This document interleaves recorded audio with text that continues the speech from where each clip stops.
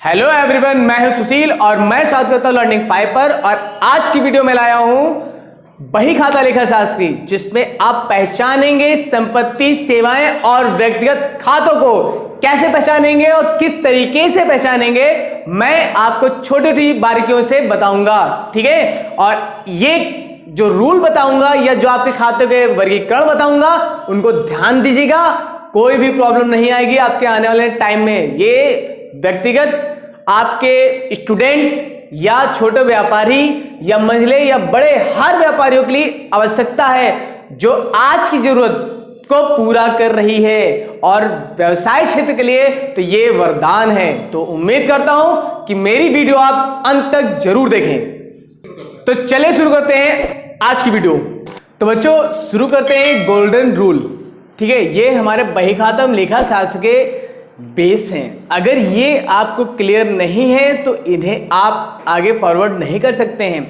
आप 9th 10th और आपके आने वाले क्लासेस में इन्हीं गोल्डन रूल का फॉलो किया जाता है। आप अगर एमकॉम भी करेंगे, सीए करेंगे, कुछ भी करेंगे अकाउंट से रिलेटेड, तो उनमें इन रूल्स को फॉलो किया जाता है। और बेटा, ये मैं आपको बता दूं इनके बारे में कि ये गोल्डन रूल आए कहाँ से, किसने बनाए हैं। खास बात ये भी है कि ये ऐसे चीजें हैं जो आपको छोटी छोटी बातें आपको बताई जाएंगी, तभी आप समझेंगे। पहले क्या होता था कि हम लोग जो नियम के बारे में कुछ नहीं जानते थे। पहले हम लोग सिंगल एंट्री सिस्टम करते थे, इकहरा लेखा प्रणाली, जिसमें लेखे बनाए जाते थे, ट्रांजैक्शंस लिखे जाते थे, लेकिन एक खाते का प्रभाव पड़ता था, दूसरे खाते पर प्रभाव नहीं पड़ता था। जिसमें लोग 420 करते थे, पैसे चुरा लेते थे और कंपनी में पैसे लंबे गमन तक चलते रहते थे। ठीक है, तो उन्हीं चीजों को रिमूव करने के लिए ये गोल्डन रूल बनाए गए हैं। इसे बोलते हैं दोहरा लेखा प्रणाली, डबल एंट्री सिस्टम। और इस डबल एंट्री सिस्टम को जो प्रतिपादन किया है, इसके जनक हैं, वो है लूकस पेसियोली। उन्होंने 1494 में 1494 में, ठीक है, इटली के वेनिस नगर में रहने वाले हैं। और इन्होंने उस समय दोहरा लेखा प्रणाली का प्रतिपादन किया, जिसमें गोल्डन रूल बनाए गए हैं। ठीक है, और उन गोल्डन रूल्स में एक ट्रांजैक्शंस का प्रभाव दो खातों पर पड़ता है। और ये जो मैं आपको बता रहा हूं, ये कोई जरूरी नहीं कि स्टूडेंट के लिए जरूरी है या कॉमर्स पढ़ रहे हैं उनके लिए जरूरी है। ये आपके लिए जो छोटे बिजनेसमैन या बड़े बिजनेसमैन होते हैं, उन सभी के लिए आवश्यक है। अगर आप अपने बिजनेस में इन चीजों को जान लेंगे तो आपको कभी भी छोटी मोटी प्रॉब्लम का सामना नहीं करना पड़ेगा। तो मैं उम्मीद करता हूं कि आप सभी लोग इस वीडियो को देखें ध्यान से और समझें, क्योंकि अगर आपने इन चीजों को समझ लिया तो आपके छोटे छोटे प्रॉब्लम्स सॉल्व हो जाएंगी। ठीक है, तो मैं आपको बता रहा था कि जो लूकस पेसियोली है, उन्होंने डबल एंट्री सिस्टम का प्रतिपादन किया है। और उस समय से लेकर आज तक, चाहे इंडिया हो, चाहे आपका आउट ऑफ इंडिया गया हो, कहीं भी हो, नेशनल या इंटरनेशनल लेवल में आपके गोल्डन रूल अप्लाई किए जाते हैं। और ये गोल्डन रूल आपके जो दिए गए हैं उनमें नियम चलाए जाते हैं या उनको बताया जाता है। ठीक है, तो गोल्डन रूल के नाम से जाने जाते हैं, नियम ऑफ बही खाता जाने जाते हैं, इसको कई नामों से जाना जा सकता है। ठीक है, तो आपके ये बेस हैं इनको समझने के लिए। ठीक है, तो नॉर्मली हम ये कह सकते हैं कि रूल जो होते हैं हम आपको समझाते हैं अपने तरीके से। इसमें बोलते हैं टाइप ऑफ अकाउंट। ठीक है, आपके अकाउंट कॉल रेट में, मतलब बोला जाए कि अगर लिखित लैंग्वेज में कहा जाए तो खाते 3 प्रकार के होते हैं। लेकिन आपको रूल समझने के लिए मैं आपको बता रहा हूं कि खाते 2 प्रकार के होते हैं और कैसे। ठीक है, ध्यान दीजिएगा, हमारे खाते 2 प्रकार के होते हैं। ठीक है, एक होता है पर्सनल अकाउंट, दूसरा होता है नॉन पर्सनल अकाउंट, जिसे बोलते हैं व्यक्तिगत खाता और अव्यक्तिगत खाता। ठीक है, तो ये आपका पर्सनल हो गया और ये आपका नॉन पर्सनल अकाउंट। ठीक है, अब पर्सनल अकाउंट कैसे पहचानेंगे? जिस खाते में, जिस ट्रांजैक्शंस में किसी व्यक्ति का नाम, किसी कंपनी का नाम या किसी संस्था का नाम आ जाए तो वो आपका होता है पर्सनल अकाउंट। ठीक है, और जिसमें किसी व्यक्ति का नाम ना आए, जिसमें किसी व्यक्ति का नाम पहचाना ना जा सके, उसे बोलते हैं हम नॉन पर्सनल अकाउंट। ठीक है, आप व्यक्तिगत खाते। ठीक है, तो जैसे मैंने आपको बताया कि हमारे पास एक फैन है, अब उस फैन को आप कैसे पहचानेंगे कि वो पर्सनल है कि नॉन पर्सनल? मैंने बोला फैन है, तो वो उसमें किसी का नाम तो है नहीं, तो हो गया कौन सा? Non personal. और मैंने आपसे बताया कि भाई वो उषा कंपनी का फैन है, तो इसका मतलब कौन सा हो गया? वो पर्सनल।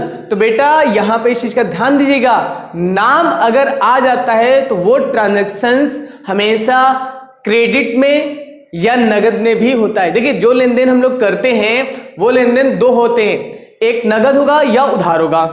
अगर नगद होगा तो वो आपका नॉन पर्सनल में जाएगा, और अगर उधार होगा, क्रेडिट होगा, तो वो पर्सनल में जाएगा। ठीक है, तो अब इस चीज का ध्यान दीजिएगा। अब मैं बताता हूं इसके बारे में। ठीक है, तो बच्चों हम बात करते हैं पर्सनल अकाउंट को कैसे पहचाना जाएगा। ठीक है, तो पर्सनल अकाउंट जो पहचानने का तरीका है वो आपको मैं बता रहा हूं। इसमें आपके 3 तरीके से आप पहचान सकते हैं। ठीक है, जैसे इंडिविजुअल,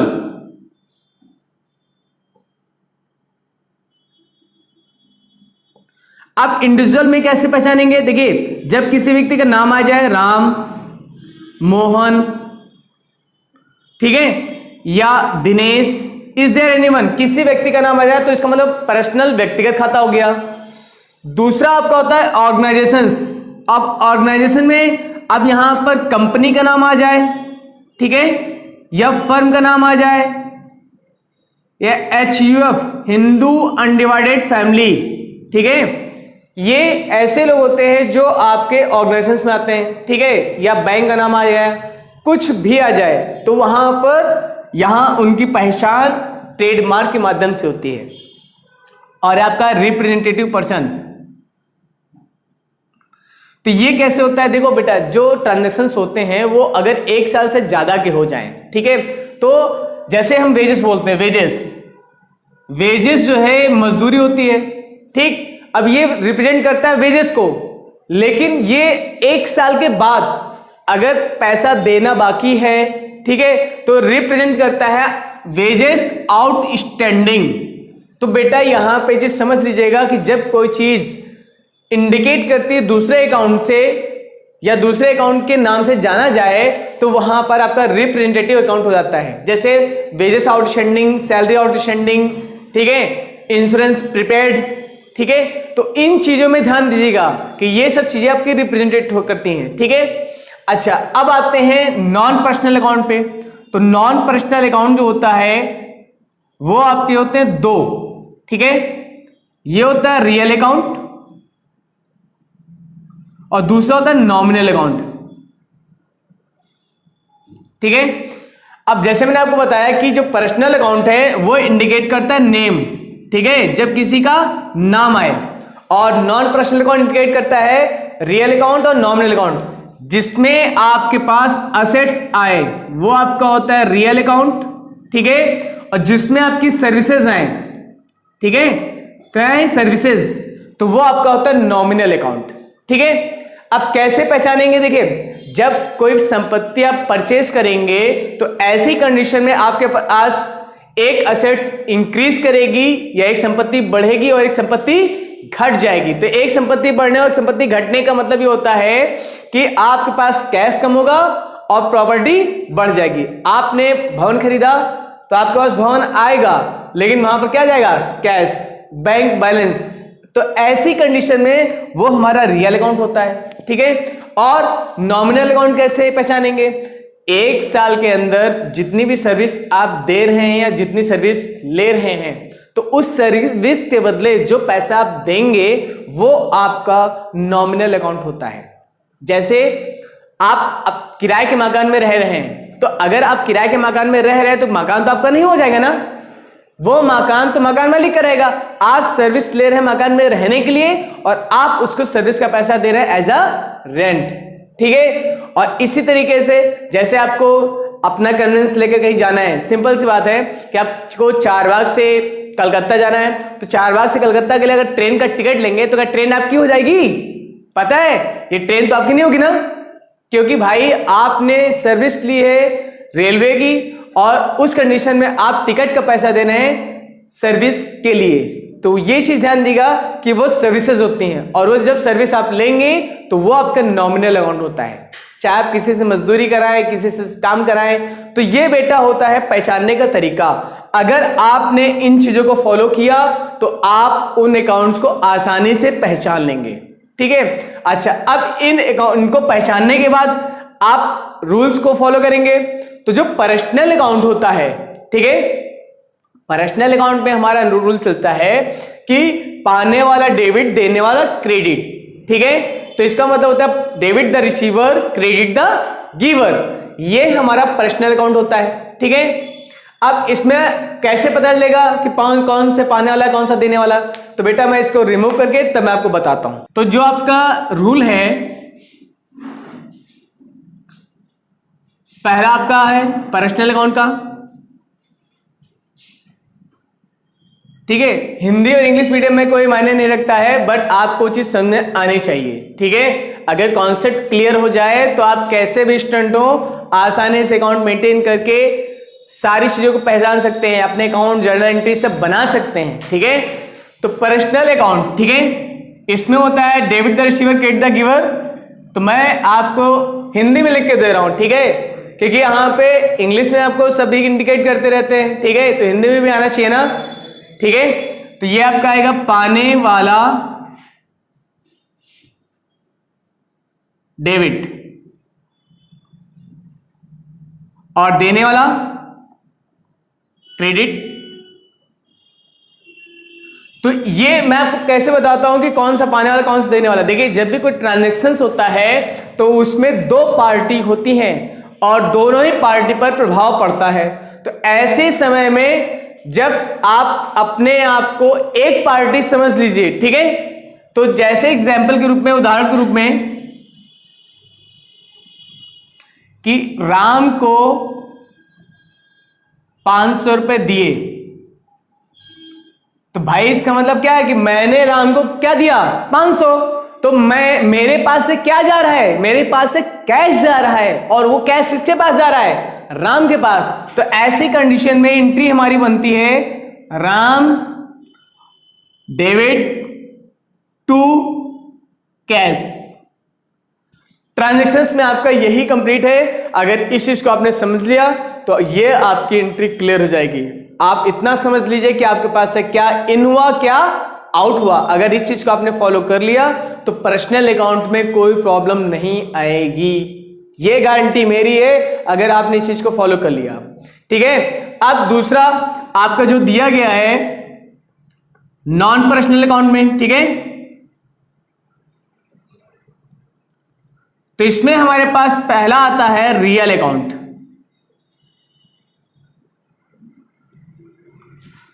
अब देखिए रियल अकाउंट में कैसे पहचानेंगे, मैंने आपको बताया सर्विसेज, सॉरी असेट्स, संपत्तियां। तो यहां पर words comes in debit, was goes out credit. तो जो संपत्ति आ रही है उसे हम डेबिट करते हैं और जो संपत्ति जा रही है उसे हम क्रेडिट करते हैं, ठीक है। तो मैंने आपको बताया कि आने वाली संपत्ति डेबिट और जाने वाली संपत्ति क्रेडिट, ठीक है भाई। देखिए डेबिट क्रेडिट बार बार आ रहा है तो इसका मतलब भाई आपके दिमाग में आएगा डेबिट और क्रेडिट है क्या। तो डेबिट का मतलब होता है, देखिए DR इसका शॉर्ट फॉर्म होता है, इसे बोलते हैं डेबिट रिकॉर्ड, ठीक है। और इसी तरीके से CR होता है, इसको भी बोलते हैं क्रेडिट रिकॉर्ड। तो इसका मतलब ये नहीं कि डेबिट और क्रेडिट होता है, ये शॉर्ट फॉर्म होते हैं जिसे आप आसानी से पहचान सकते हो और लिख सकते हैं, ठीक है। अच्छा, अब हमारे पास संपत्ति कैसे, मैंने आपको बताया एग्जाम्पल के रूप में कि अगर आपने भवन खरीदा तो आपके पास क्या रहा है, सिंपल सी बात है, पहचान लीजिए कि मैंने भवन खरीदा तो मेरे पास भवन आया, क्या गया, कैश। तो अगर मेरे पास भवन आ रहा है नगद के रूप में, मेरे पास से कैश जा रहा है, तो आने वाली संपत्ति क्या है भाई हमारे पास, भवन। तो ऐसी कंडीशन में हमारे पास जो एंट्री बनती है, ठीक है ना, जर्नल एंट्री, तो building account debit to cash. तो ये बेटा हमारी ट्रांजैक्शंस बन जाएगा आपका रियल अकाउंट का, ठीक है। अच्छा, अब हमारा जो नॉन पर्सनल अकाउंट है इसका सेकेंड पार्ट जिसे बोलते हैं हम नॉमिनल अकाउंट, ठीक है। अब नॉमिनल अकाउंट कैसे पहचानेंगे? देखिए मैंने आपको बताया कि यहां पर नॉमिनल अकाउंट में सर्विसेज होती हैं, सेवाएं होती हैं। अब सेवा का मतलब क्या होता है भाई? जब आप किसी की सेवा लेंगे तो उसके बदले पैसा देंगे या उसके बदले में एक्सचेंज कुछ ना कुछ करेंगे या आप उसकी मदद करेंगे। तो ऐसी कंडीशन में यह आपका नॉमिनल अकाउंट होता है। अब यहां पे जितने भी आपकी सेवा ली है आपने, जितनी मैं सेवा ले रहा हूं उसके बदले मुझे पैसा देना है, तो वो जितने भी एक्सपेंसेस होते हैं या जितने लॉसेस होते हैं, जितनी हानियां या जितने हमारे पास व्यय होते हैं वो हमेशा डेबिट होते हैं, और जितनी आय और लाभ होते हैं वो हमेशा क्रेडिट होते हैं। इनका आंख बंद करके नियम ये चीज फॉलो कर लीजिएगा, ठीक है। कुल हानि या व्यय ऑलवेज डेबिट हो जाएगा, ठीक है। और कुल आपके लाभ या आय ये आपके क्रेडिट हो जाएंगे, ठीक है।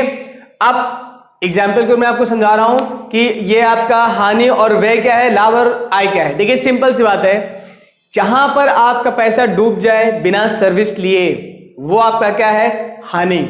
जैसे आपका पर्स गिर गया तो आपका क्या हुआ भाई, नुकसान हुआ, पैसा डूब गया। या आपका कोई भी माल लाए वो नष्ट हो गया, भाई सिंपल सी बात है, खाने के लिए आप कुछ लाए वो आप नहीं खा पाए, पैसा नष्ट हो गया, तो वो क्या हो गया, हानि। और जहां पर आपने किसी की सर्विस ली है वहां पे आपको पैसा देना पड़ेगा, जहां पर आपकी ड्यूटी लग जाए, यू विल हैव टू पे। जहां पर आपकी ड्यूटी लग जाए पैसा देने के लिए उसे बोलते हैं व्यय, ठीक है। तो जहां पर पे वहां पर व्यय, अगर इस चीज को ध्यान देंगे तो ये हो जाएगा आपका नॉमिनल अकाउंट, ठीक है। तो उसी प्रकार से आपका लाभ होता है, जहां आपको सडनली कहीं से भी पैसा मिल जाए, आपकी इनकम हो जाए, ठीक है। इनकम का मतलब ये नहीं कि भाई मौसा ने दे दिया, चाचा ने दे दिया या चाची ने दे दिया आपकी इनकम हो गई, नहीं। वो इनकम आपको ऐसे सोर्स से मिले जिसका कोई भी रिकरिंग ना हो, मतलब वो बार बार वहां से आपको ना मिले। ऐसा नहीं कि एक बार आपको पड़े 100 रुपए मिल गए, दूसरी बार भी 1000 रुपए पड़े मिल गए, वो रोज मिलता रहे, वो आपकी इनकम बनती रहे, नहीं। वो सडनली मिलने वाला पैसा होता है, अचानक मिलने वाला होता है, रिवॉर्ड होता है, तो वो कभी मिल सकता है, ठीक है। तो वो होता है लाभ। और आय भी ऐसे ही होती है, आपकी रिकरिंग इनकम जो बार बार लगातार प्राप्त हो वो क्या होती है, आपकी आय, ठीक है। जैसे आपने मकान अपने किराए पर दिया, तो मैं अगर अपना मकान किराए पर दे रहा हूं तो मुझे उसके बदले में क्या मिलेगा, किराया। तो ये हमारी क्या है, इनकम, ठीक है ना। तो इस चीज को ध्यान दीजिएगा, जब मैं अपना मकान किराए पे दे रहा हूं तो मुझे मिलेगा पैसा, तो मिलेगा cash account debit to rent. तो ऐसी कंडीशन में हमारा ये इनकम हो जाएगा। और दूसरी कंडीशन होती है कि जब हम किसी की सर्विस लेते हैं, सर्विस ले रहे हैं, कैसे, आपने अपना इंश्योरेंस कराया, मैंने अपना इंश्योरेंस कराया, ठीक। मैं इंश्योरेंस अगर करा रहा हूं तो 1 साल का मुझे प्रीमियम भरना पड़ेगा। तो मैं सर्विस ले रहा हूं LIC पॉलिसी की, तो उसके बदले में मैं उनको पेमेंट करता हूं प्रीमियम का पैसा, तो वो प्रीमियम मेरे लिए 1 साल तक तो रिजर्व रहेगा, तो वो हमारा क्या है, व्यय। तो insurance premium LIC policy account debit to cash या drawing account debit to cash. तो जहां पर ये कंडीशन आ जाए बेटा तो समझ लीजिएगा वो आपका नॉमिनल अकाउंट है, जहां पे सर्विसेज आ जाए क्षण भर के लिए, कुछ समय के लिए या 1 साल तक अगर आपने किसी की सर्विस ली है या सर्विस दी है तो वो आपका नॉमिनल अकाउंट है। और अगर 1 साल से ज्यादा की उस सर्विस हो जाए, ठीक है ना, 1 साल से ज्यादा का मतलब होता है कि वेजेस आउटस्टैंडिंग बन जाए, तो वो आपका जाएगा पर्सनल अकाउंट में, ठीक है ना। तो ये आपके हैं गोल्डन रूल, और इन गोल्डन रूल को देखते हुए आप छोटी छोटी बातों को समझ सकते हैं, और डबल एंट्री सिस्टम को, बेस को अगर इस तरीके से समझ लिया तो आपकी जर्नल एंट्री में होने वाली प्रॉब्लम कतई नहीं आएगी और कभी भी नहीं आएगी, और आप दूसरों को आसानी से समझा सकते हैं, ठीक है। तो बच्चों मुझे उम्मीद है कि आपने इस रूल को समझा है और आसानी से समझ लिया है, और आप अपने नोट कॉपी में से नोट कर लीजिए और अपने दोस्तों को समझा दीजिए और आपकी प्रॉब्लम को खत्म कर दीजिए। ठीक है, जर्नल एंट्री में कोई प्रॉब्लम नहीं आएगी। ठीक है, तो मुझे उम्मीद है कि आपको समझ आ गया है।